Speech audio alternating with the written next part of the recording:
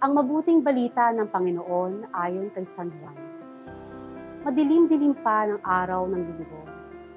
Naparoon na si Maria Magdalena sa libingan. Naratnan niyang naalis na ang batong panakip sa pinto ng libingan.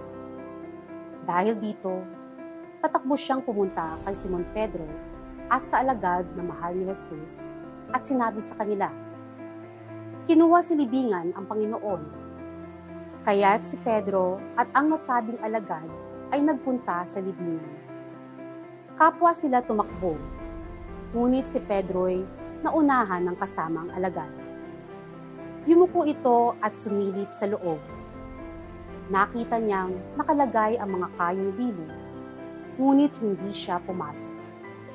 Kasunod niyang dumating si Simon Pedro at tuloy-tuloy itong pumasok sa libingan. Nakita niya ang mga kayong lino at ang panyong ibinalot sa ulo. Hindi ito kasama ng mga kayong lino, kundi hiwalay na nakatiklop sa isang tabi. Pumasok din ang alagad na naunang dumating.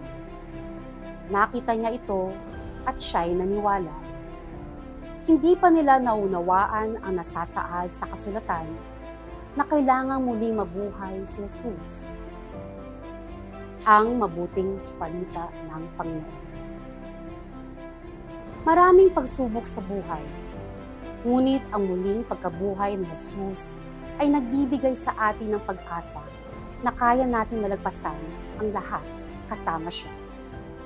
Kung magpapatuloy tayo sa panalangin at pananampalataya, gagabayan tayo ng Diyos sa tamang landas.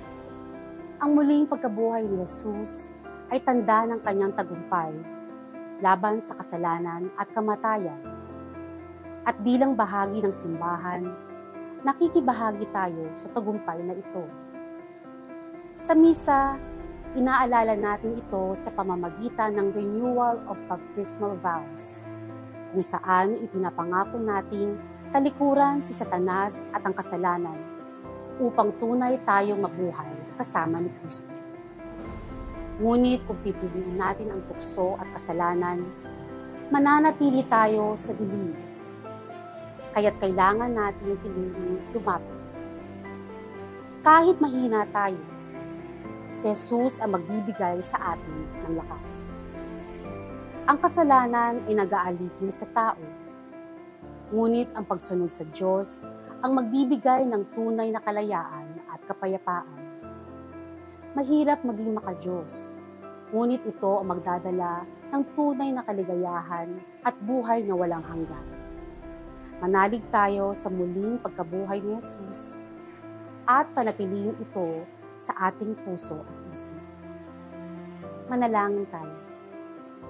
Panginoong Jesus, salamat sa iyong muling pagkabuhay na nagbibigay sa amin ng pag-asa at liwanag sa gitna ng mga pagsubok sa buhay.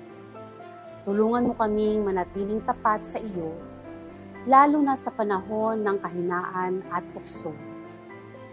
Palakasin mo ang aming loob upang lagi namin piliin ang mabuti at talikuran ang kasalanan. Gabayan mo kami sa tamang landas at bigyan ng tapak upang ipahayag ang iyong katotohanan. Hinihiling namin na ang liwanag ng iyong muling pagkabuhay ay manatili sa aming puso at isip upang mamuhay kami na may pananampalataya, pag-asa at pagmamahal. Amen.